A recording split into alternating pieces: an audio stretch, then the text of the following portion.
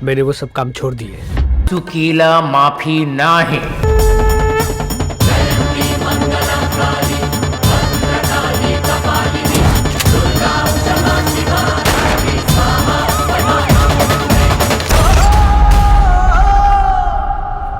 दगडी चाळ 2 हा सिनेमा भेटीला आला आणि मी तो पाहिला आणि मी पाहिल्यानंतर मला माहिती होतं की सगळ्यात आधी ही मला भेटणार आणि हिच्या मनात बरेच प्रश्न असणार, तर बाबा काय तुझ्या मनात विचार, म्हणजे यांच्या पण प्रश्नांची उत्तरं मिळतील। नवा सिनेमा आलाय म्हणजे माझे प्रश्न आलेच, तुम्हाला माहितीच आहे।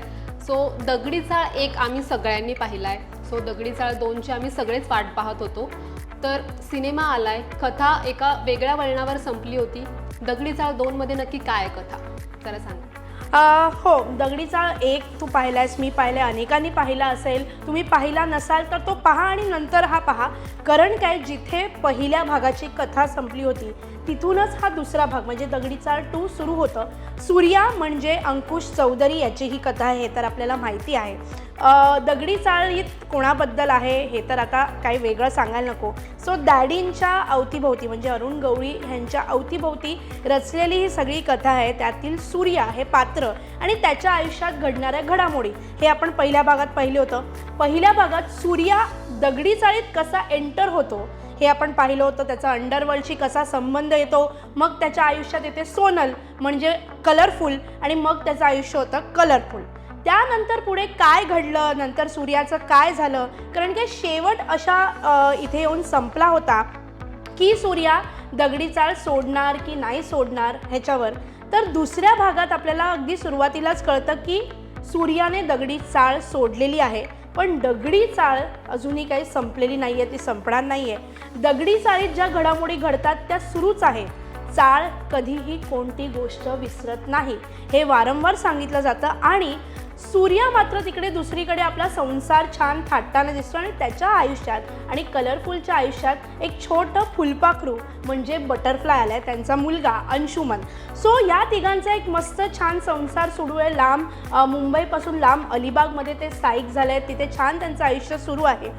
पण असं काहीतरी घडतं की जेणेकरून पुन्हा दगडी चाळ आणि या सूर्याचा संबंध येतो। आता नेमकं काय घडतं, त्यातून पुढे काय घडामोडी होतात, त्यातून सूर्या पुन्हा चाळीत येतो का, पुन्हा गँग वॉर होतो का, त्याचा शेवट काय होतो, हे सगळे प्रश्न मला माहिती आहे तुझ्या मनात असतील, पण त्याची उत्तरं मी काही देणार नाही आहेत, कारण काय त्याच्यासाठी तुम्हाला सिनेमा पाहावा लागणार आहे। सो येस, 1 पहा आणि मग 2 पहा, कारण काय संदर्भ खूप लागतात।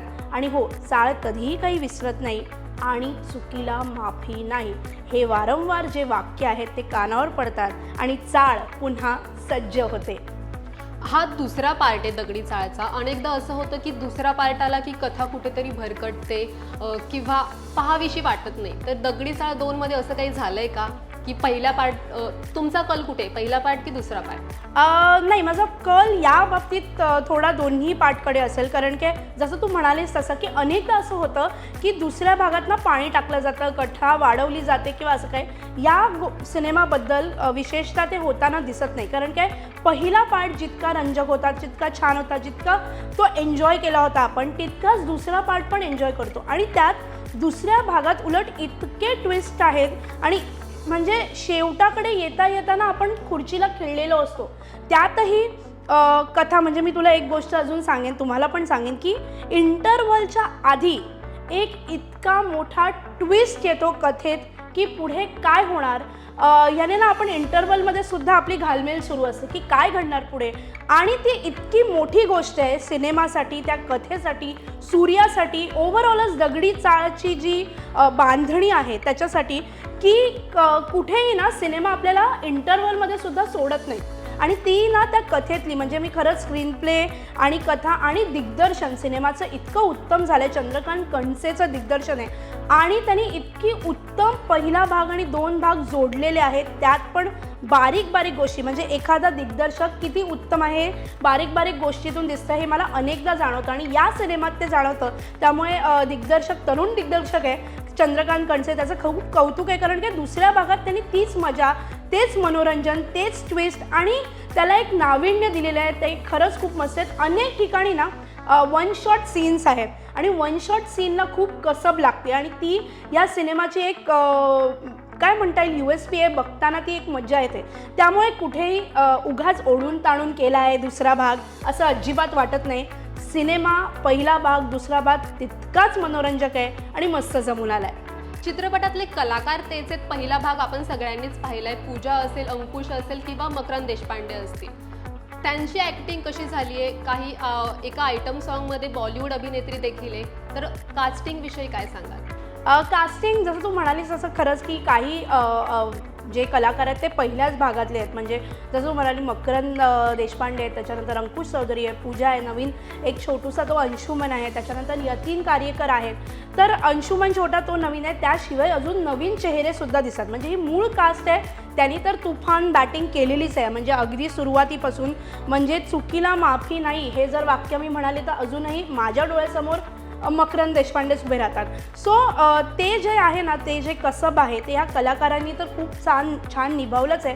त्याशिवाय काही नवीन चेहरे दिसतात. म्हणजे अगदी मिलिंद फाटक असतील, अशोक समर्थ असतील, नचिकेत पूर्णपात्रे असतील, या सगळ्यांनी पण त्यात जीव ओतला आहे आणि त्यांची कामंसुद्धा लक्षात राहतात.